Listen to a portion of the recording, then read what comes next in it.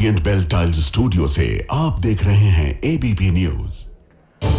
नमस्कार, मैं हूं संदीप चौधरी। आज सीधा सवाल में बात होगी सड़कों की, बात गड्ढों की, विश्वगुरु बनने के सपने की और युवाओं के सड़कों में धंसने की, फंसने की, मौत हो जाने की। हम जी चौथी सबसे बड़ी अर्थव्यवस्था बन गए हैं। दुनिया भर में हमारा डंका बज रहा है और हमारे युवा, हमारा आम नागरिक सड़कों में बने गड्ढों में धंस रहा है, फंस रहा है, मौत हो रही है। अभी युवराज वाला मामला ठंडा भी नहीं हुआ था, ध्यान है ना? नोएडा में कार गिर गई, एक बेसमेंट बनी हुई थी, उसमें पानी भरा हुआ था, 2 महीने हो चुके थे, किसी के कान में जू तक नहीं रेंगी।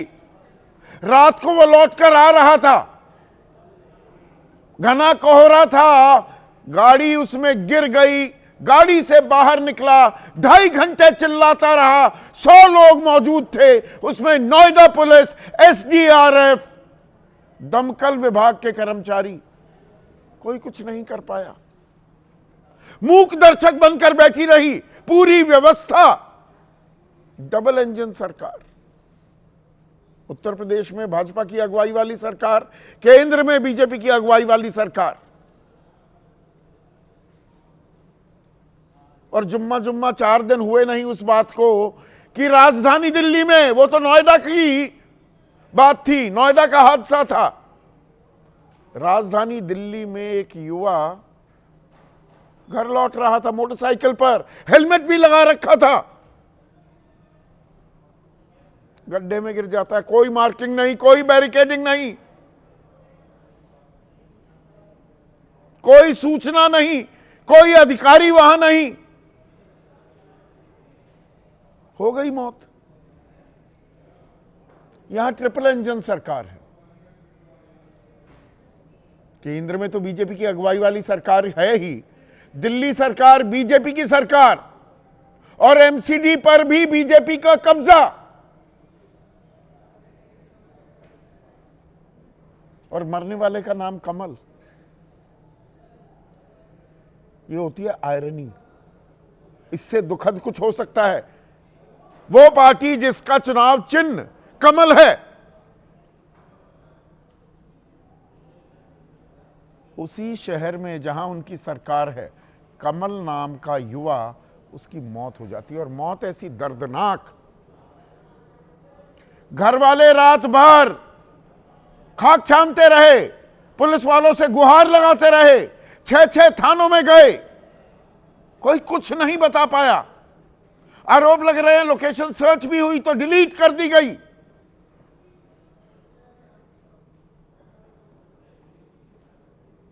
और अब वही रटी रटाई प्रक्रिया, 3 अधिकारियों को सस्पेंड कर दिया गया है, निलंबित कर दिया गया है। संबंधित मंत्री, और 2 मंत्री संबंधित हैं, अभी उसकी तफसील आपके सामने रखने वाला हूं। उन पर कोई कार्रवाई नहीं होगी। वो मानने को ही तैयार नहीं कि बैरिकेडिंग नहीं थी, वहां किसी तरह के साइनेजेस यानी कि कोई संकेत देने वाले बोर्ड नहीं थे। एक तो लापरवाही, ऊपर से सीना जोरी। इसे महज मौत माना जाए या इसे हत्या करार दिया जाए? गैर इरादतन हत्या का मामला तो दर्ज हुआ है, लेकिन कार्रवाई होगी क्या? और हम सुधरेंगे क्या? आपकी राय क्या है? आपके सुझाव और आपके सवाल, जो सीधा सवाल के अहम हिस्सा बन चुके हैं, उनका रहेगा इंतजार। तो आज मैं बात करने वाला हूं गड्ढों की, सड़क पर मौत की। पहले जब हम रिपोर्टिंग करते थे, मैं 10-15 साल, 20 साल पहले की बात कर रहा हूं, एक सवाल होता था कि सड़कों में गड्ढे हैं या गड्ढों में सड़क है। पर क्या दरअसल हमारी व्यवस्था गड्ढों में फंस गई है, धंस गई है? सवाल क्या बदल गया है? और यह सवाल क्यों पूछा जा रहा है? मैं किसी दूर दराज के गांव, ग्रामीण इलाके के किसी हादसे का जिक्र नहीं कर रहा हूं। यह देश के दिल, देश की राजधानी दिल्ली में हुआ।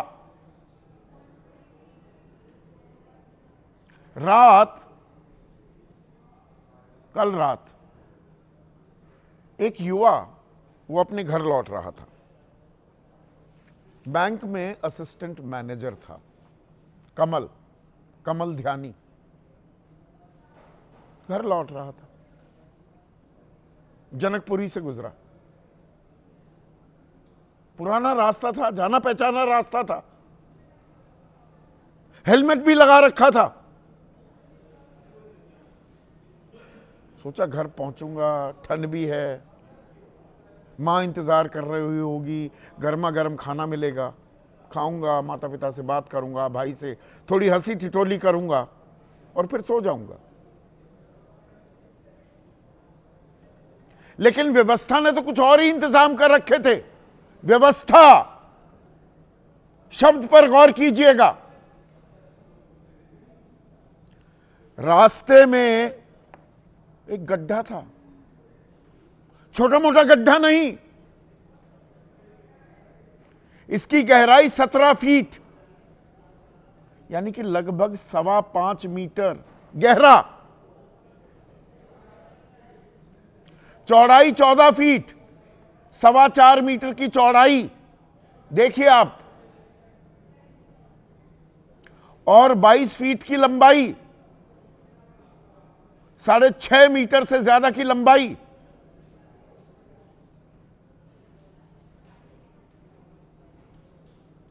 और ये इसमें गिर जाते हैं, किसी को पता ही नहीं लगता। रात 11:53 पर कमल ने अपने एक दोस्त को कॉल किया कि भाई मैं जनकपुरी सिटी सेंटर पहुंच गया हूं और बस घर जल्द ही पहुंच जाऊंगा। जब घर नहीं पहुंचा कमल तो ढूंढाई हुई। सुबह 7 बजे पुलिस ने आज तड़के परिजनों को हादसे की जानकारी दी। जी हादसा हो गया, वो तो गड्ढे में गिर गया कमल और उसकी मौत हो गई। पर इसके बीच क्या हुआ? ये लापरवाही पूरी व्यवस्था की, जिसने हत्या कर दी। मैं पूरी जिम्मेदारी से यह शब्द इस्तेमाल कर रहा हूं। युवराज मेहता की जब मौत हुई, मैंने कहा यह मौत नहीं है, यह हत्या है, जो नोएडा के सेक्टर 150 में हुआ। और जो जोगिंदर सिंह मार्ग पर जनकपुरी इलाके के कल रात हुआ, यह भी हत्या हुई है। भाई कमल के, करण नाम है उनका, हमारे साथ जुड़ेंगे अभी। उनका दावा है कि अगर पुलिस टाइम पर ढूंढ लेती तो भाई जिंदा होता। कम से कम 6 थानों पर गए, रोहिणी, मंगोलपुरी, जनकपुरी, पालम, सागरपुर। भाई का तो यहां तक कहना है कि रात को हमने देखा था इस गड्ढे में तो नहीं थे, तो ये गड्ढे में कैसे आ गए? या संवेदनाओं का सैलाब भी बहता है, आदमी को समझ नहीं आता। दोस्त भी कह रहे हैं पुलिस ने जो मदद करनी थी वो नहीं की गई। लोकेशन ढूंढ भी ली थी पर उसको डिलीट कर दिया गया। अब ये अपने आप में गंभीर आरोप है कि लोकेशन का पता लग गया पर उसे डिलीट कर दिया गया। हेड कांस्टेबल को भेजा गया, वो ढूंढते रहे, घूमते रहे। पर यह तो पुलिस की हीला हवाली, इससे आप और मैं परिचित हैं। किस थाने में आएगा, क्यों आएगा, क्या आएगा, वो घुमाते रहते हैं आदमी को, आम आदमी को खासकर। नेताओं की ड्यूटी बजाने में वो पूरी तरह से फुर्ती दिखाते हैं। कमल के पिता कह रहे हैं ये मौत नहीं, सिस्टम ने उनकी हत्या कर दी है। पहले आरोप सुनिए परिवार के। प्रशासन गलती है, दिल्ली जल बोर्ड की गलती है। कल तक परसों वहाँ पे गड्ढा नहीं था। जी हाँ, वो गड्ढा भी फंसा, उसको पता नहीं था और रात को गड्ढे में क्यों किया। कम से कम 6 थानों में चक्कर लगाए हैं, कहीं से कोई सपोर्ट नहीं मिला, कोई सपोर्ट नहीं मिला। तो पुलिस ने बताया नहीं क्या पूरी रात गड्ढे में था या कब उसे निकाला गया? बताया उन्होंने, सुबह बताया, वो भी उन्होंने खुद कॉल नहीं करी। अब आपने एक बात पर गौर किया, पिता क्या कह रहे हैं कमल के, कि कल तक वहां कोई गड्ढा नहीं था, तो गड्ढा खोद दिया गया और गड्ढे की जानकारी देने के लिए बैरिकेडिंग हो या किसी तरह के संकेत लगाए जाएं, कुछ बोर्ड लगाए जाएं, यह जहमत किसी ने उठाई नहीं और एक जान चली गई। और ऐसा नहीं है, कागजी कार्रवाई बहुत होती है हमारे देश में। ये 24 तारीख का, 24 जनवरी, आज हम 6 फरवरी में बैठे हुए हैं, तो 13 दिन पहले का एक दिशा निर्देश Kaushal Raj Sharma, chief executive officer, Delhi Jal Board, उन्होंने क्या कहा था कि नोएडा में एक हादसा हुआ है, तो उसके मद्देनजर ये आदेश दिए जा रहे हैं, निर्देश दिए जा रहे हैं कि जहां पर भी कुछ खुदाई हो, कुछ निर्माण हो रहा हो दिल्ली में, तो वहां बैरिकेडिंग होनी चाहिए। बैरिकेड लगाइए, टेप लगाइए, रिफ्लेक्टर्स दिखे, रोशनी लगे तो पता लगे सामने कुछ है। हरी चद्दर लगाई जाएं, साइन बोर्ड लगाए जाएं, लेन मार्कर हों और बाकी सुरक्षा नियम कायदे उनको जमीन पर उतारना है। ये कागजों में रह गया और अब कागजों में कैसे रह गया, ये बात तो मानेंगे नहीं, सरकार कैसे माने। तो जो संबंधित मंत्री हैं, अब देखिए यहां पर एक और खेल है। दिल्ली जल बोर्ड वो आता है दिल्ली जल मंत्रालय के मातहत। मंत्री कौन है? परवेश वर्मा। और अर्बन डेवलपमेंट डिपार्टमेंट यानी कि शहरी विकास मंत्रालय, गृह मंत्रालय भी उनके पास है, वो हैं आशीष सूद। अब दोनों मंत्री वो क्या कह रहे हैं, जो भी जिम्मेदार होगा उसके खिलाफ सख्त कार्रवाई की जाएगी। और सख्त कार्रवाई के नाम पर क्या किया गया है?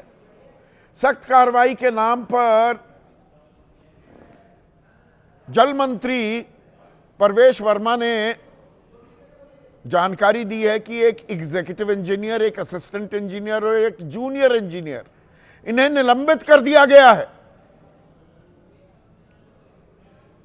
और भाई बैरिकेडिंग तो लगा रखी थी हमने, बैरिकेडिंग थी, तो मतलब अपने आप गिर गए कमल वहां पर। और ये गड्ढे की तस्वीरें हम आपको दिखा रहे हैं। आपको लग रहा है कि यहां बैरिकेडिंग थी, कोई हरी चद्दरें लगाई गई थी, कोई रिफ्लेक्टर्स थे, या कमल के साथ भी जो युवराज के साथ हुआ वैसा तो नहीं होगा। इसमें मीडिया भी सहायक हुआ था। सोशल मीडिया पर कुछ बिल्स वायरल होने लगे थे, अरे युवराज तो दोस्तों के साथ पार्टी कर रहा था गुरुग्राम में, और दारू भी पी थी, शराब भी पी थी, बिल भी आने लगे। 2 महीने से वो गड्ढा कैसे था वहां पर, उसमें पानी भरा हुआ था, वहां पर एक ट्रक ने भी एक्सीडेंट किया था, वो बैरिकेडिंग टूटी हुई थी। और 2.5 घंटे युवराज चिल्लाता रह गया और तमाशबीन बनी नोएडा पुलिस, दमकल विभाग, एसडीआरएफ खड़े रहे। इनके गुनाह को छिपाया जा रहा था, इसमें मीडिया भी साथी बना था। अब 1-2 दिन बाद कुछ कहानी यहां भी रची जाएगी क्या? इतनी लेट क्यों आ रहा था भाई? मॉरल पुलिसिंग भी करने लगते हैं ना लोग, इतनी देर में क्यों आ रहा था कमल? अब दोनों मंत्री कह रहे हैं वहां तो बैरिकेडिंग थी। सौरभ भारद्वाज हमलावर हैं, आम आदमी पार्टी 10 साल रही दिल्ली में, अब वो विपक्ष में है तो वो भी आरोप लगा रहे हैं, उन्हें सुनिए। अपीयरेंटली तो ये दिखता है कि सभी सुरक्षा के मानक थे। मैंने यहाँ चीफ इंजीनियर जल बोर्ड को हिदायत दी है कि तुरंत एक कमेटी बनाकर यहाँ के सुरक्षा मानकों की जांच की जाए। पहले ही आके आपने क्लीन चिट, आप गए वहां पे क्लीन चिट देने गए कि भाई विभाग की कोई गलती नहीं है, मगर फिर भी हम जांच करा लेंगे। ऐसा कहीं होता है? अब आशीष सूद जो मंत्री हैं और परवेश वर्मा का मैंने जिक्र किया, सुरक्षा मानक थे, बैरिकेडिंग थी। अभी अभी जानकारी आ रही है जो ठेकेदार यहां निर्माण का कार्य कर रहा था उसके खिलाफ गैर इरादतन हत्या की एफआईआर प्राथमिकी दर्ज कर दी गई है। जब सब कुछ चंगा सी तो भाई किस बात की एफआईआर कर रहे हो? फिर कल दोबारा इंस्पेक्शन करने के लिए इंस्पेक्शन नोटिस जारी करवाया है आशीष सूद ने।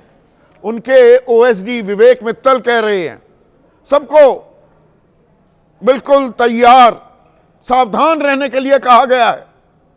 एडिशनल चीफ सेक्रेटरी, सीईओ जल board, joint commissioner of police traffic, joint commissioner of police western range, district magistrate, deputy commissioner, DCP traffic, chief engineer PWD, chief engineer Delhi Jal board.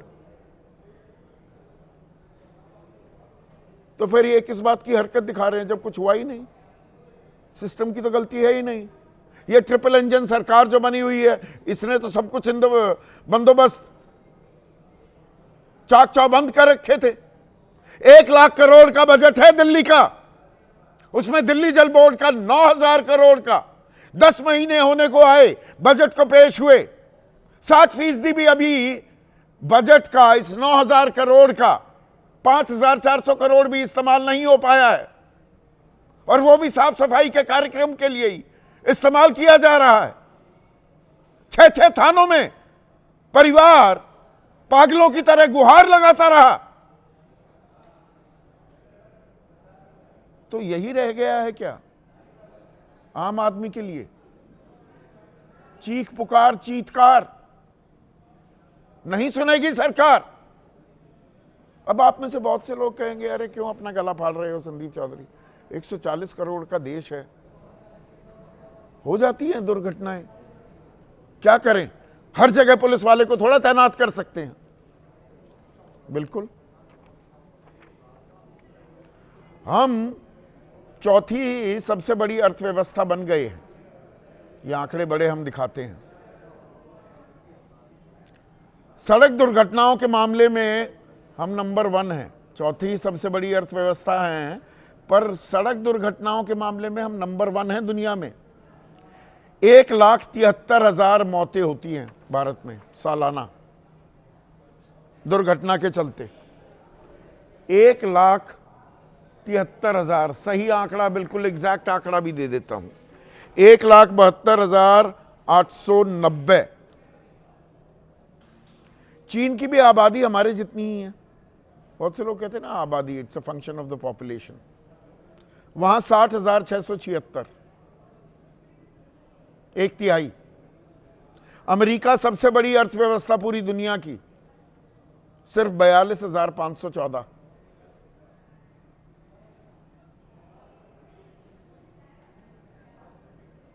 ऐसे विश्व गुरु बनने वाले हैं क्या हम?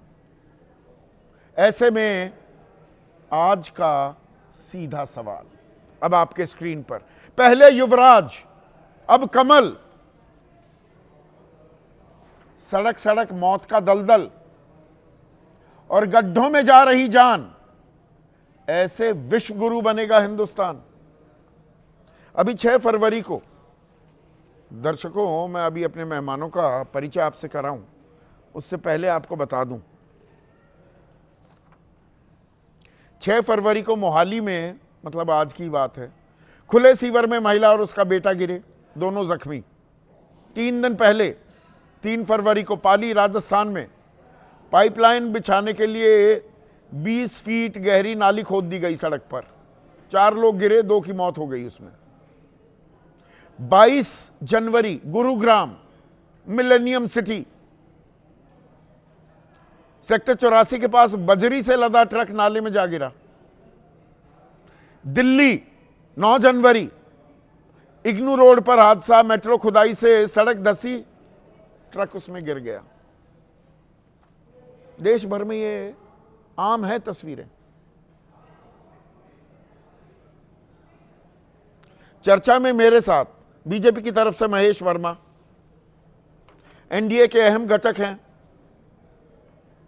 आरएलएम, उनके उपाध्यक्ष और मुख्य प्रवक्ता वकील भी हैं ए.के. वाजपेयी, सौरभ भारद्वाज मंत्री रहे, अहम मंत्री थे आम आदमी पार्टी की सरकार, केजरीवाल सरकार में। केजरीवाल ने इसे हत्या का मामला करार दिया, उनसे एक्सक्लूसिव बातचीत करूंगा। मनोज काका राष्ट्रीय प्रवक्ता हैं समाजवादी पार्टी के। Vikram Singh, one of the finest police officers we've had in the country, DGP रह चुके हैं उत्तर प्रदेश के। राकेश शुक्ला वरिष्ठ पत्रकार स्टूडियो में मेरे साथ हैं, और विनोद शर्मा इस पैनल में सबसे तजुर्बेकार, हिंदुस्तान टाइम्स के पॉलिटिकल एडिटर रह चुके हैं, वो भी इस चर्चा में जुड़ेंगे। लेकिन सबसे पहले मैं आपसे परिचय कराना चाहूंगा करण का, कमल के भाई, जिन्हें हमने खो दिया, वो अभी हमारे साथ जुड़ने वाले हैं, उनसे हम चर्चा करेंगे। पर विक्रम सिंह, राजनीतिक चर्चा से नहीं, मैं सीधे सीधे कानूनी पहलू पर आता हूं। मंत्री कह रहा है कि बैरिकेडिंग थी, सारे सुरक्षा मानकों का पालन हो रहा था। दूसरा मंत्री जानकारी दे रहा है कि एक इंजीनियर, एग्जीक्यूटिव इंजीनियर, एक असिस्टेंट इंजीनियर, एक जूनियर इंजीनियर, वो निलंबित कर दिए गए। ठेकेदार जो निर्माण कार्य कर रहा था उसके खिलाफ गैर इरादतन हत्या का मामला दर्ज कर लिया गया है, यानी कि एफआईआर कर ली गई है।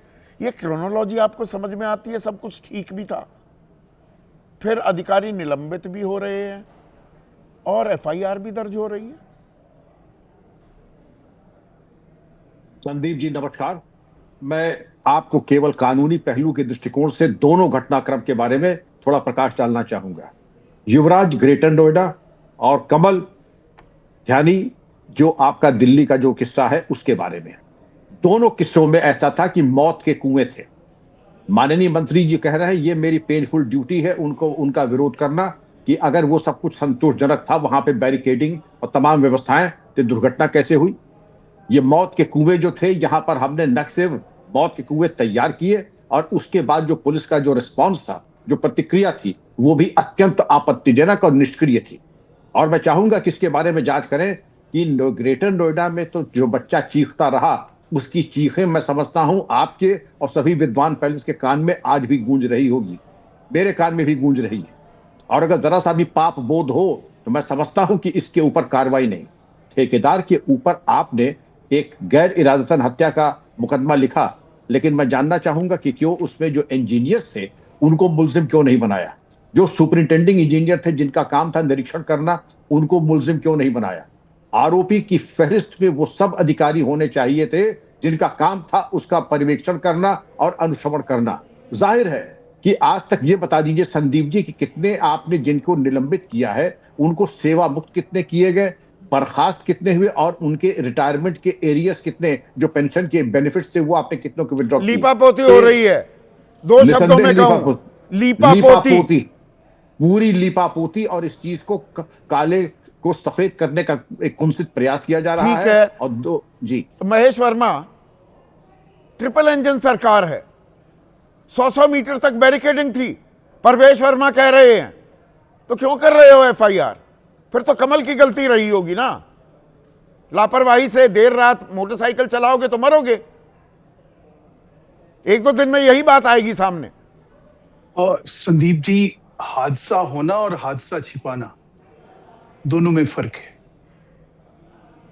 और हादसे, इस तरह के मौत पर राजनीति करना और इस तरह के मौत को रोकना, उसके लिए कहीं नीति बनाना, उसके लिए त्वरित कार्रवाई करना, उसके लिए संवेदनशील होना। मुझे याद है कि आप लगातार 1 हफ्ते तक राजेंद्र नगर को लेकर जिस प्रकार से आपने कार्यक्रम और जिस तरह से अपने कार्यक्रम के माध्यम से कहीं इन सोती हुई सरकार को याद करिए, 100 लोगों को अगर आज ये मौत है तो उन 100 मौत के लिए कौन जिम्मेवार है? उन 100 हत्याओं के लिए कौन जिम्मेवार है?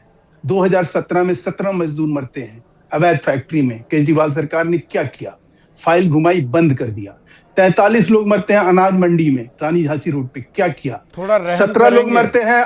थोड़ा रहम करेंगे। क्या हुआ? एक भी निलंबन हुआ? प्रोफेसर साहब, थोड़ा रहम कर दीजिए देश की जनता सर पर। 100 लोग मरे, थोड़ा रहम कर दीजिए। आप ये जो हिस्ट्री के लेसन्स देते रहते हैं, कभी अपनी जिम्मेदारी मानने को तैयार रहेंगे क्या? आज मैं चिल्लाना भी नहीं चाहता। क्या आप कभी अपनी जिम्मेदारी, ट्रिपल इंजन सरकार है, सब कुछ आपके हाथ में, केंद्र सरकार, दिल्ली की सरकार, एमसीडी आपके हाथ में, आप यहां पर भी ढीठ बने हुए हैं, कह रहे हैं कि नहीं 100 मीटर तक बैरिकेडिंग थी। मेरे सहयोगी वरुण वहां पर थे जहां यह गड्ढा हुआ, और यह छोटा मोटा गड्ढा नहीं है, 6.5 मीटर लंबा, 4.5 मीटर चौड़ा और 5.5 मीटर गहरा। उसके 100 मीटर आगे भी गड्ढे थे और उनको भी कवर नहीं किया, तो उस पर डांट लगाने लगे, बदतमीजी करने लगे मेरे रिपोर्टर के साथ। वहां ठेकेदार, चोरी और सीनाजोरी हो रही है, हद होती है किसी बात की। संदीप जी, मैं एक चीज सिर्फ आपसे पूछना चाहता हूं, ईमानदारी से बताना, दिल पे हाथ रख के बताना, क्या ऐसे मौत पर राजनीति होनी चाहिए? क्या इस देश में अब यही बचा हुआ है? ट्रिपल इंजन सरकार है, सारी जिम्मेदारी आपकी, तो मौत पर राजनीति ना हो, वरना आप तांडव करेंगे, दूसरों से सवाल पूछेंगे। केजरीवाल को रोज टांग देते थे आप। सर हर चीज सर माथे पे, उस मौत पे जो है कोई भी संवेदनशील सरकार या कोई भी सरकार ये 24 तारीख को प्राथमिकता ये नहीं होगी। Chief executive officer Delhi Jal board क्या आदेश दिया था, क्या इंस्ट्रक्शनल ऑर्डर था? All construction sites should be properly barricaded and reflector tapes. एक दिखाइए मुझे रिफ्लेक्टर टेप लगी हो, green mat, sign board, lane marker, other public safety protocol should be followed.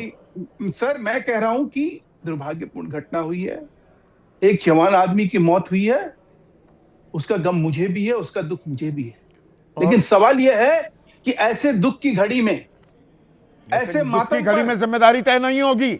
बिल्कुल होगी, और उस जिम्मेदारी को हमने तय किया या नहीं किया? झूठ बोल रहे हैं घर वाले। हमारी कार्रवाई में कमल का भाई करण झूठ बोल रहा है, वो इतने दबाव में है, वो सरकार के, हुकूमत के इतने दबाव में है। मेरे से बात हुई थी और उनको बैठना था, पर अब उनको लग रहा है कि खामखा हमारे ऊपर जोर जबरदस्ती ना हो जाए, हम निशाने पर ना आ जाएं, वो बैठने से अब मना कर गए। संदीप जी 6 थानों में गए, 6 थानों में दुर्घटनाएं महेश वर्मा, रोहिणी, मंगोलपुरी, जनकपुरी, पालम, सागरपुर थाने में गए, किसी ने संज्ञान नहीं लिया। लोकेशन ट्रेस हो गई थी, उसको डिलीट कर दिया गया। मैं तो कह रहा हूं कि कोई भी ऐसी चीज, मैं आपको बहुत जिम्मेवारी के साथ कह रहा हूं, और अगला कार्यक्रम जब आप करिएगा तो ये जितने भी लोग हैं इसमें दोषी, जिन्होंने नजरअंदाज किया, वो कार्रवाई के तहत जो है कहीं ना कहीं वो सस्पेंड हुए मिलेंगे, उनके खिलाफ जांच चल रही होगी। जैसे 150 सेक्टर में, नोएडा में वो छोटे मोटे कर्मचारी, मतलब दिल्ली जल बोर्ड, जल मंत्री परवेश वर्मा के मातहत आता है। सर कैसी बात कर रहे हैं? जल मंत्री की कोई जिम्मेदारी नहीं, नहीं हुआ। अर्बन डेवलपमेंट मंत्रालय है और गृह मंत्रालय है, आशीष सूद के मातहत आता है। अब वो भेज रहे हैं इंस्पेक्शन नोटिस, अब जाएंगे जी, और पूरा सर जो कानूनी प्रशासनिक अमला वहां सावधान खड़ा हो जाएगा। कल रात को वहां कोई नहीं था, सर मैं फिर कह रहा हूं कि अगर लापरवाही नहीं होती तो मौत क्यों होती? तो कह हादसा रहे हैं होना और लापरवाही तो हादसा- की नहीं, वो कह रहे हैं हादसा होना और लापरवाही हादसा हुई नहीं, छिपाना। सारे सुरक्षा छिपाने का मानकों काम जो दिल्ली में का होता था, पालन हो उसके रहा ऊपर- था। उसके ऊपर कम से कम लगाम लगी। छिपाने का काम यहां नहीं हो रहा है। वो तो कह रहे जो हैं कि नहीं, वहां कंसीलमेंट पर ऑफ फैक्ट होता बैरिकेडिंग था थी। वो काम नहीं हो रहा है सर। हमने मौके पर जाकर देखा, कोई बैरिकेडिंग नहीं थी। सर मैं फिर कह रहा हूं कि अगर लापरवाही होगी, मैं पूरी जिम्मेवारी के साथ कह रहा हूं, कोई नहीं बचेगा। कोई नहीं बचेगा। सौरभ भारद्वाज, मुझे मालूम है आपको दूसरी जगह भी जाना है। अब कार्रवाई का पूरा भरोसा दिया जा रहा है, मौके की पड़ताल की जा रही है। कल फिर जा रहे हैं आशीष सूद, परवेश वर्मा, आशीष सूद वहां मौके पर जा चुके हैं।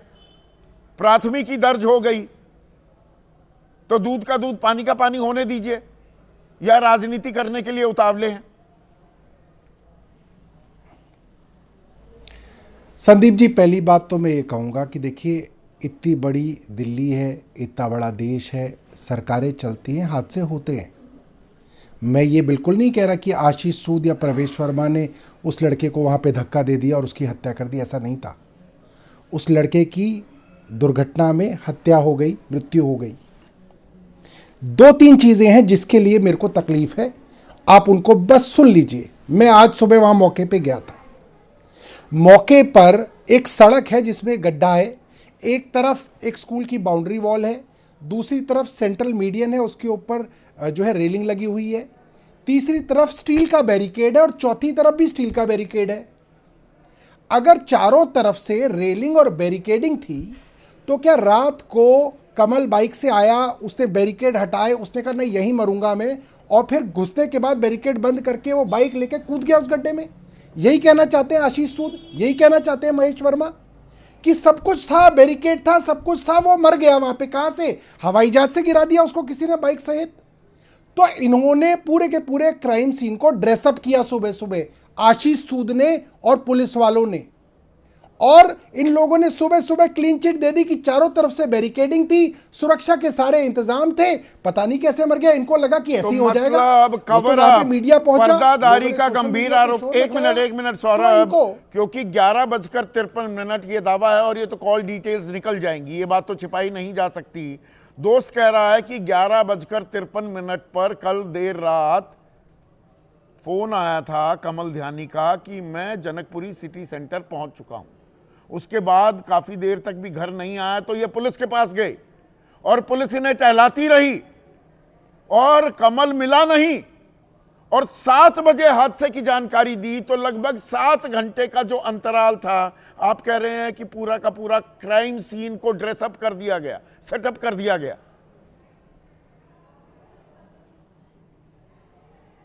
वो तो कोई भी सुबह सुबह जाके देखेगा। चश्मदीद लोग कह रहे हैं वहां पे बैरिकेडिंग नहीं थी, सुबह सुबह वो खुला हुआ था। आशीष सूद जब वहां पे पहुंचे तो बैरिकेडिंग कर दी गई और आशीष सूद साहब ने सर्टिफिकेट दे दिया। दूसरी बात, जब पुलिस के पास, देखिए उस लड़के का मोबाइल फोन चल रहा था, उसकी घंटी बज रही थी। जब मोबाइल फोन चल रहा था तो आपको उसकी लोकेशन पता थी, बिल्कुल पुलिस को लोकेशन पता थी, पुलिस ने लोकेशन शेयर की और तुरंत डिलीट कर दी। क्यों डिलीट कर दी? वो लड़का जिंदा था, वो बच सकता था, मगर इनको रात को डर था कि पता नहीं बात का बतंगड़ ना बन जाए, वो लड़का गड्ढे में ना मिल जाए। क्या कारण था ये पुलिस बताएगी कि क्यों पुलिस ने उसकी लोकेशन एग्जैक्ट जो पुलिस के पास थी वो डिलीट करी। वो लड़का अगर रात को मिल जाता तो वो बच सकता था। इन्होंने जानबूझ के मैनिपुलेट किया। 6 थानों में उसके माँ बाप घूमे, इन्होंने क्यों नहीं रात को पुलिस की जो है एफआईआर दर्ज करी? इन्होंने बोला कल सुबह दर्ज होगी। कल तक पुलिस कमिश्नर कह रहे थे कि ये जो लापता होने वाली खबर है ये झूठ है, हमारे पास तो जो आता है हम उसकी एफआईआर दर्ज कर लेते हैं। रात को वो 7 लोग थानों में गए, 6 थानों में गए, इन्होंने एफआईआर दर्ज नहीं की। उसके भाई ने, करण ने साफ साफ कैमरे पे कहा है, तो इनका झूठ पकड़ा गया। एक सेकंड सौरभ, क्योंकि one of the finest police officers of this country Vikram Singh हमारे साथ है। विक्रम सिंह, जो आरोप लगा रहे हैं सौरभ भारद्वाज, और घर वाले कह रहे हैं हम 6 थानों में गए, पुलिस कह रही है हम तो कर लेते हैं जी एफआईआर उसी वक्त दर्ज, तो ये दर्ज क्यों नहीं की गई? ये तो एफआईआर अब हुई है जाकर, वो भी ठेकेदार के खिलाफ। पूरी रात परिवार टहलता रहा और पुलिस वाले लोकेशन तक नहीं बता पाए, और फोन तो चल रहा था। संदीप जी, ये वही पुरानी कहानी है। आप इतने वरिष्ठ, आप जो है जर्नलिस्ट है, इतने बड़े आप एडिटर हैं, आप कभी जाके एफआईआर करा के तो देखिए, ऐसा लगेगा जैसे माउंट एवरेस्ट की चढ़ाई पे चढ़ने जा रहे हैं। और ये जो बेशर्मी के साथ कहा जा रहा है, 6 थानों पे गए, मोबाइल चल रहा है, लेकिन मोबाइल की ट्रैकिंग न करके हम वहां जाकर के इसके ऊपर ही आरोप लगा रहे हैं कि हमारे पास तो कोई आया नहीं, सुबह एफआईआर होगी। ये बिल्कुल वही है, हम सब लोग अनुभवी लोग हैं, हम जानते हैं कि हमारे की कार्य संस्कृति क्या है। आप जाएंगे नहीं, इसके अंदर एक वो बहुत बड़ा दुखद पहलू एक, और मैंने उसका जिक्र किया अपने शुरुआती संबोधन में, विक्रम सिंह जी, जो युवराज के साथ हुआ, दर्दनाक मौत थी।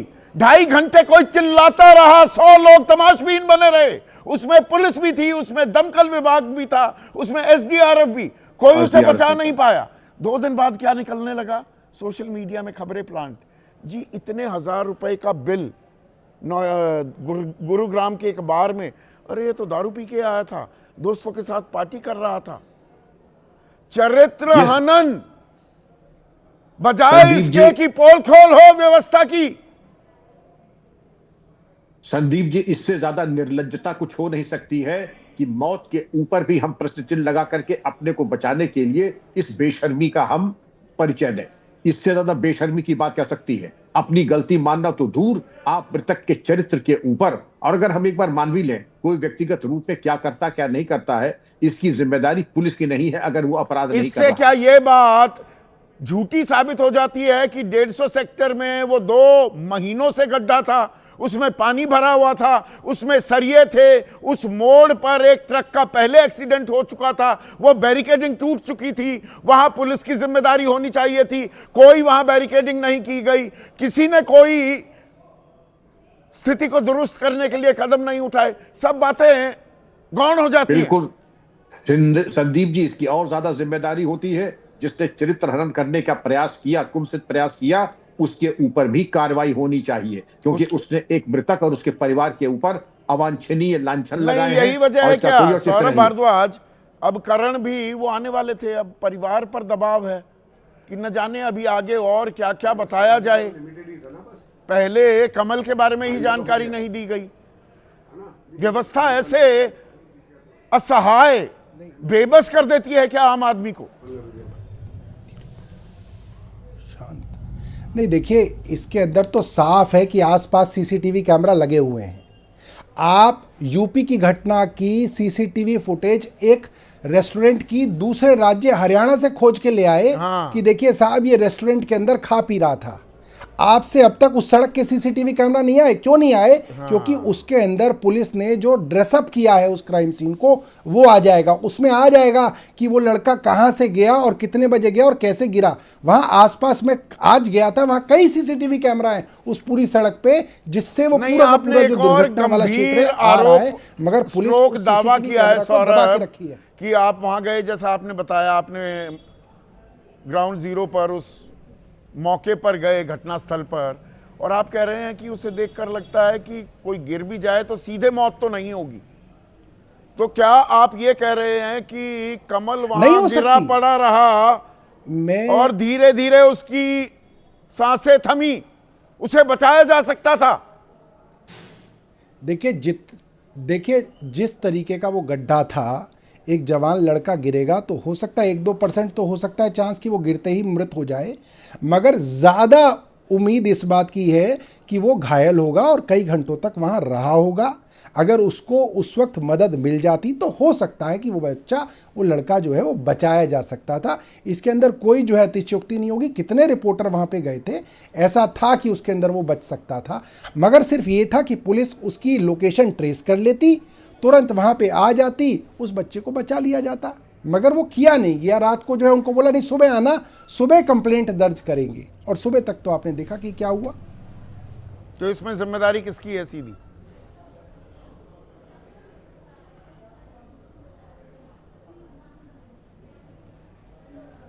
सौरभ, सवाल आपसे है। अब सर नहीं, सवाल देखिए, पूरी तरीके से पुलिस प्रशासन ने उस क्राइम सीन को मैनिपुलेट किया, फैब्रिकेट किया। रात को पुलिस ने उसकी रिपोर्ट दर्ज नहीं की, सुबह तक इस मामले को टाला, सुबह मंत्री जो पहुंचा उसने उस मामले पर लीपापोती करने की कोशिश की, उसने दिखाया कि मेरा डिपार्टमेंट भी बिल्कुल सही है, पुलिस ने दिखाया हम भी बिल्कुल सही हैं। वो लड़का खुद जो है बैरिकेड खोल के बाइक समेत कूद गया ताकि मैं जो है बीजेपी को बदनाम कर दूं, इस सरकार को बदनाम कर दूं, मैं यहां पे जो है कूद के मर जाता हूं बाइक समेत। ये है बेसिकली सरकार का कहना। यह है सरकार का कहना है कि वाजपेयी। देखिए, पहले तो परिवार के साथ सांत्वनाएं हमारी पार्टी की और हमारी खुद की भी, और दिल से बाकायदा दुखी परिवार होगा। मैंने बयान सुने अभी ये इनके डीजीपी साहब विक्रम सिंह के। इन्होंने कहा ये घटना कैसे हुई। बहुत अच्छा क्वेश्चन है, और मैं इसी चर्चा में से निकाल रहा हूँ। या मैंने वो मंत्री की वीडियो देखी है जिसमें मंत्री प्रवेश वर्मा जो है वो अपनी स्टेटमेंट दे रहे हैं, और सौरभ भारद्वाज ने बताया कि जो तो क्राइम सीन को ड्रेसअप कर दिया सुबह। इससे पहले मैं आगे चलूं, आपका रिपोर्टर कितने बजे गया था वैसे बाई द वे, जानकारी के लिए? कब गया था? सुबह मतलब 8-9 बजे 10 बजे पहुंचा होगा, इससे पहले तो नहीं पहुंचा होगा, या 7 बजे पहुंच गया? 7 बजे हमारा रिपोर्टर वहां पहुंचा। ऑल राइट, उनका भी यही है, ये भी गए हैं ग्राउंड पे सौरभ भारद्वाज।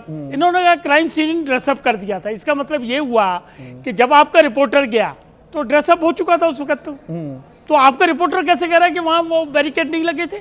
वही तो बहुत बढ़िया। अरे इन्हीं में से निकलेगा। हम अरे सुनो ना, सुनिए ना, पहले मैं पूरा कर लूं फिर जवाब देना। हम उसी में से सच्चाई निकालेंगे ना। अच्छा। एक तरफ आप देख रहे हैं कि बोलिए ना आज बढ़िया जिरह करने वाले हैं। नहीं जिरह का नहीं सवाल, मैं उसी में से तथ्य निकालने की कोशिश कर रहा हूं कि बैरिकेड थे या नहीं थे। अब उसका दूसरा उदाहरण मैं दे रहा हूं। क्या हुआ कि एक तरफ की सड़क बंद है, बाकायदा बंद है, और बैरिकेड लगे होंगे थोड़ी देर के लिए, हम ये मान लेते हैं, क्योंकि जल बोर्ड जब भी काम करता है पूरी सड़क पे करता है। वो विजुअल तैयार कीजिएगा अजीत, जो वरुण लेकर आए, और इस गड्ढे से अगले वाले गड्ढे की भी तस्वीरें अभी दिखाते हैं। अब जो बैरिकेड लगे 100 मीटर पे मान लो लगे हैं, मान लो थोड़ी देर को लिए, तो वहां से कुछ रास्ता खुला हुआ है जिससे स्कूटर और साइकिलें निकल रही थी बाकायदा। ये मंत्री जी की स्टेटमेंट है, ना तो मैं मौके पे गया ना हमने देखा। अच्छा, ऐसा है, मंत्री जी तो भगवान हरिश्चंद्र है, मान लेते हैं। मान नहीं। अरे सुनिए ना, मैं मान लिया वो हरिश्चंद्र हैं, वो झूठ बोल ही नहीं सकते। सीसीटीवी फुटेज जारी कर दे सरकार। वही तो इन्वेस्टिगेशन कर दी है, एफआईआर कर दी है, कमेटी बना दी है, 3 जेई एई सब सस्पेंड कर दी, कमेटी बन गई। मतलब जो सौरभ भारद्वाज कह रहे हैं, ये सब कुछ, ये ड्रेसिंग अप नहीं था, ये पर्दा हटाया दर्शकों, फिर उसके बाद वो टेप लगी हुई थी, रिफ्लेक्टिव टेप, वो हटाई, बैरिकेड को हटाया, और कमल बोला ये आया मैं मोटरसाइकिल के साथ। नहीं, ऐसा नहीं है। छोटा रास्ता उसमें से मोटरसाइकिल और साइकिल निकलने का बना हुआ था। अच्छा। और हो सकता है, हमें नहीं मालूम, हो सकता है कि ये साहब जो है वहीं से रात को, फिर वो executive engineer, assistant engineer, junior engineer को निलंबित क्यों कर दिया? तथ्यों को पूरा क्यों नहीं जांच करेंगे? किसकी मिस्टेक है, कहां मिस्टेक हुई? ठेकेदार पर एफआईआर हो गई। बिल्कुल होगी ठेकेदार, क्योंकि कॉन्ट्रैक्टर। अच्छा, सरकार पर कुछ नहीं होगी। एक सेकंड और, ठेकेदार का ये इन्हीं का स्टेट है, मुझे नहीं मालूम। उन्होंने कहा कि जहां गड्ढा खोदा गया था, और गड्ढा शायद कल ही खोदा है, वहीं पे उनकी लेबर की झुग्गी बनी हुई है रहने के लिए। अच्छा। और वो कह रहे हैं कि अभी लेबर मिल नहीं रही है, लेबर को हम तलाश रहे हैं। अच्छा, तो मेरा सिर्फ ये कहना है। ना, अच्छा, वो सीसीटीवी फुटेज आपने मान लिया, वो आ जाएगी, अभी जांच हो रही है। घर वालों का जो आरोप, 6 पुलिस थानों में ये गए, रोहिणी, मंगोलपुरी, जनकपुरी, पालम, सागरपुर और जनकपुरी, और फोन तो ऑन था 11:53 प्रैक्टिकल दिखते, प्रैक्टिकल। मान लो मेरा बच्चा नहीं आया घर पे, तो मैं भागूंगा कि बच्चा कहाँ गया, और पुलिस वालों ने भी मदद की ढूंढने की। अब एक सेकंड, लोकेशन तो ट्रेस हो जाती है। नहीं, उसमें भी डाउट है। अच्छा, लोकेशन अगर मोबाइल की बैटरी डाउन हो गई रात के 12 बजे, डाउन हुई, ऐसा बोला पुलिस ने? मुझे नहीं मालूम, मुझे नहीं बोला क्या? I am just assessing and presuming. Police का अगर बैटरी डाउन चाहिए था कि बैटरी डाउन हो गई थी। हम तो आ जाएंगी रिकॉर्ड में अभी। अगर बैटरी डाउन है तो लोकेशन कैसे ढूंढ लोगे? वो तो बंद पड़ा है फुमान, कैसे पता चलेगा? वो किसी लेडी ने सुबह जाके देखा, उसको पता चला कि एक बच्चा यहाँ गिरा पड़ा है, उसने जाके बाकायदा पुलिस को जानकर। मैं किसी को डिफेंड नहीं कर रहा हूँ, जिस अधिकारी की गलती है, अगर बैरिकेड नहीं लगी, सरकार की गलती नहीं होती। अगर बैरिकेड नहीं लगी, ट्रिपल इंजन सरकार है। एक सेकंड, अगर बैरिकेड नहीं लगी थी, ये रिकॉर्ड में आ जाए, तो ये मंत्री को भी कोई कारण नहीं है कि वो अपनी सीट पे रहे। क्या झूठ बोला मंत्री ने? तो वही तो मैं वीडियो जानना चल- चाह रहा हूँ, मैं- वही तो जानना चाह रहा हूँ। देखो ये तो इन्वेस्टिगेशन है। आपने देखिए, आप कमाल की जो वकालत आज की है दर्शकों, और सवाल जायज थे। आपका रिपोर्टर कितने बजे पहुंचा, मंत्री कितने बजे पहुंचा था? मुझे नहीं मालूम, मैंने ये नहीं कहा, मैंने तो आपसे पूछा कि मंत्री की बात आप फेस वैल्यू पर ले रहे हैं, मेरे रिपोर्टर की बात आप मानने को तैयार नहीं। मंत्री तो 5 बजे पहुंच गया था वहां पर, कोई ड्रेसअप नहीं हुआ। मंत्री हरीशचंद्र है, सारी दुनिया झूठी है। कोई कुछ नहीं कह रहा। 3 गेस्ट की स्टेटमेंट है, वो आपस में कंट्राडिक्टोरी है। मैं सिर्फ ये कह रहा हूँ, इससे ज्यादा कुछ नहीं कह रहा। अच्छा, मंत्रियों की स्टेटमेंट आपस में कॉन्ट्राडिक्ट नहीं हो रही? मंत्रियों की मैंने एक की देखी है, माफ करना, वो उसकी वीडियो पूरी सुनी है, 2 बार सुनी है। उसके अगर मंत्री ने झूठ बोला है तो इससे ज्यादा सीरियस ऑफेंस कोई हो नहीं सकता, मैं ये भी कहने को तैयार हूं। अब देखिए, ये मंत्रियों की आज आपने अच्छी वकालत की है, तो मेरा भी थोड़ा सा मन कर रहा है, थोड़ी जिरह करूं आपसे। आशीष सूद कह रहे हैं जो भी दोषी होगा उस पर कार्रवाई होगी। जब दोषी नहीं है किसी का, बैरिकेडिंग थी, पुलिस ने अच्छा काम किया, तो ये कहने की क्या जरूरत थी? अगर बैरिकेडिंग थी और जो आप तो कह रहे हैं थी, हम तो तीनों की बात कर रहे हैं। अगर मान लो उसमें कह रहे एक सेकंड, वो तो आप वो कह रहे हैं ड्रेसअप किया है, वो कह रहा है जी नहीं, अब मंत्रियों, वो सौरभ भारद्वाज मंत्री नहीं है, वो विपक्ष के नेता है। मैं क्या कह रहा हूँ, दोनों तरफ 100-100 मीटर पर बैरिकेड लगे हुए थे। परवेश वर्मा मेरे ख्याल से 7 बजे से पहले चले गए, और आशीष सूद दूसरे मंत्री कह रहे हैं दोषी होगा तो कोई कार्रवाई होगी। पुलिस जांच कर रही है, घटना कैसी हुई, कोई भी कमी पाई जाएगी उस पर कार्रवाई होगी। पुलिस ने बताया कि लोकेशन ट्रेस क्यों नहीं कर पाए। आशीष सूद की जो अगर 11:53 पर कमल ने फोन किया था तो लोकेशन ट्रेस क्यों नहीं हुई? उसका तो जवाब मैंने दिया कि हम जब तक कोई चीज़ सामने ना आए, बैटरी चार्ज थी नहीं थी, क्या था क्या नहीं था, ये इन्वेस्टिगेशन का मैटर है। देखो एक बात सुनो, दुर्घटना तो हुई है। एक मिनट, एक और चीज़ बड़ी इंटरेस्टिंग, परवेश वर्मा गौर कीजिएगा, राकेश भाई, वो कह रहे हैं 100-100 मीटर दोनों तरफ बैरिकेड थे, 3 महीने से काम चल रहा था, और जाहिर सी बात है कमल उस रास्ते से रोज जाता था तो उसे पता है फिर तो कि यहाँ काम चल रहा है। वो तो असिस्टेंट मैनेजर था HDFC बैंक में। अब थोड़ा गौर कीजिएगा इस बात पर, गलत तो नहीं कह रहा? Very correct. और परवेश वर्मा कह रहे हैं पिछले 2 दिनों में खुदा बड़ा गड्ढा, तो इसकी जानकारी कमल को नहीं थी, इसलिए वो गिरा। गलत कह रहा हूं राकेश भाई? मैं जो सवाल उठा रहे हैं AK वाजपेयी, उसे ही आगे बढ़ा रहा हूं। अरे तो उसी को एक मिनट सर, अब उधर भी मैं बात कर लूं। चलो। तो इसका मतलब अभी गड्ढा बड़ा हुआ था, पहले छोटा गड्ढा था कि भाई ऐसे निकल जाओ। रात को वो आ रहा था कि यहाँ छोटा, पता होता है मुझे, यहाँ आम्रपाली स्क्वायर पर गड्ढा है, मुझे मालूम है, 2 हफ्ते हो चुके। नहीं, लेकिन जब वो ऑफिस गया होगा तब गड्ढा बड़ा नहीं हुआ था। हाँ, क्योंकि वो सुबह गया होगा। एग्जैक्टली। तो सुबह जब वो गया तो गड्ढा छोटा था। हाँ। रात में जब वो वापस लौटा तो गड्ढा बड़ा हो चुका था, और क्योंकि मुझे लगता है वहाँ बैरिकेटिंग नहीं थी, गड्ढा बड़ा था, वो अपने रोजमर्रा के हिसाब से आगे बढ़ रहा था। और परवेश वर्मा कहते हैं यहाँ काम कर रही कंपनी पर सख्त कार्रवाई करेंगे, तो मतलब मान रहे हैं कुछ गलती हुई है। अब ये दोनों चीज तो कैसे हो सकती है कि सब कुछ ठीक भी था, सब चंगा सी, पर कार्रवाई भी करेंगे जी? आप ये बताइए संदीप भाई कि अभी तक जितनी मौतें हुई हैं, चाहे सीवर की हो चाहे गड्ढे पे हो, मैक्सिमम लोगों को न न्याय मिला है न मुआवजा मिला है। आप देख लीजिए रिकॉर्ड उठा के, ना उनको न्याय मिला है न मुआवजा मिला है। न्याय क्यों नहीं मिला? इसकी कमल की फाइल भी 5 डिपार्टमेंट में घूमेगी संदीप भाई। 5 डिपार्टमेंट में कैसे घूमेगी?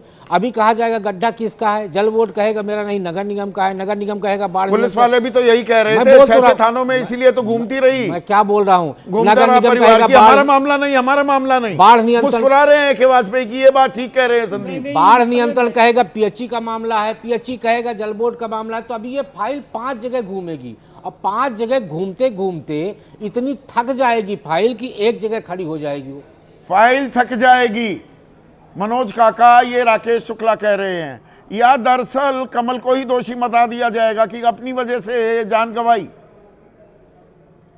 इस मौत के लिए खुद कमल जिम्मेदार है। हाँ, कमल को दोषी जरूर,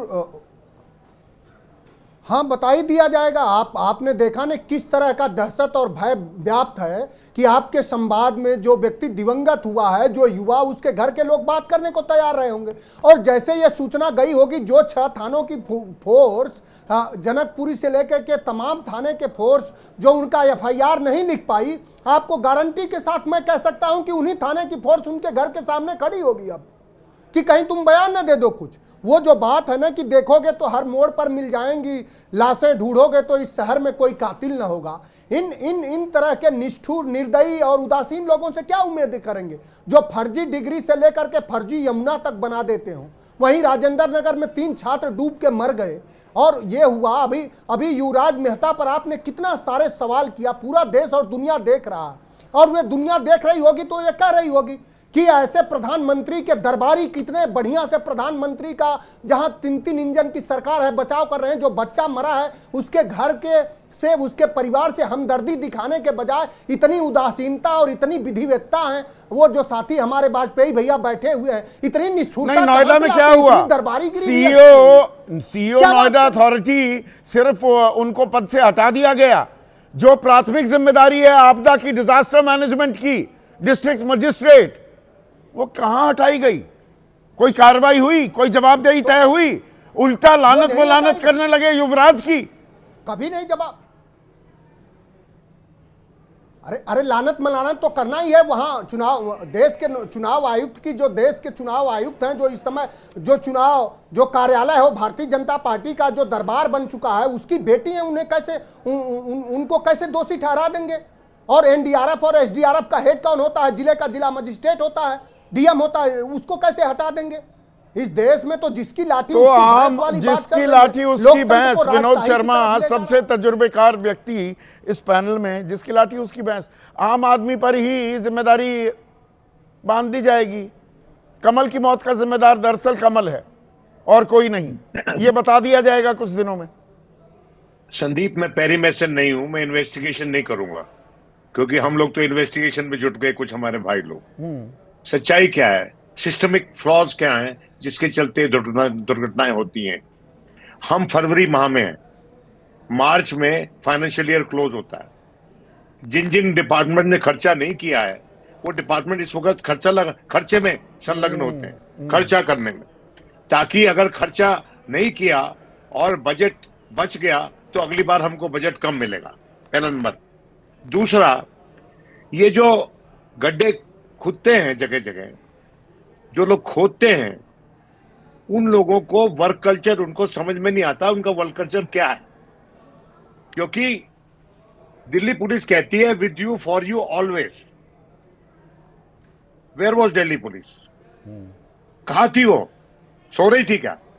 और अब जब उन्होंने नहीं पकड़ सके, जैसे नोएडा में हुआ, यहां नहीं कर सके, तो मैं ये आपको बताना चाहता हूं कि इस देश में ना सिर्फ सिस्टमिक फ्लॉज, बल्कि वर्क कल्चर का जो फ्लॉज है, उसके चलते ये हादसे होते हैं। और हम लोग मरने के बाद हम रोते हैं कि ये हो गया। आप मुझे बता रहे हैं कि इसको बदनाम करने की कोशिश की गई। मैं भी इस हादसे से गुजरा हूं, आप जानते हैं। मानता हूं, मैं जानता हूं। और उस वक्त भी सरकार किसकी थी? शीला दीक्षित की। उस वक्त भी ये हमने झेला, कुछ निकला नहीं, हमारी किस्मत अच्छी थी। मैं ये कहना चाहता हूं कि ना तो आप उस बच्चे को बचा सके, ना तो आप उस बच्चे की परिवार की इज्जत बचा सके, और ना तो आप उस बच्चे को न्याय दिला सके। स्कॉटलैंड यार्ड पुलिस जो है, वो, हम तो इंटरनेशनल स्टैंडर्ड्स पे बात करते हैं ना। स्कॉटलैंड यार्ड पुलिस में एक डिपार्टमेंट है, उसमें अगर आप फोन करें, कोई बूढ़ा आदमी अपने बिस्तर से गिर गया है, अगर फोन करेगा वो, तो बॉबी पहुंच जाएगा वहां पर विद इन 10 मिनट्स। और यहाँ पर 6 घंटे 7 घंटे परिवार वाले खोजते रहे और मिला नहीं उनका बेटा। ये व्यवस्था है, और हम दावा करते हैं हम विश्व गुरु बनने चले हैं। गड्ढों में तो कहीं फंस नहीं गए हैं। इस बारे में सोचिएगा, बेहद गंभीर मसला है ये। आज इतना ही।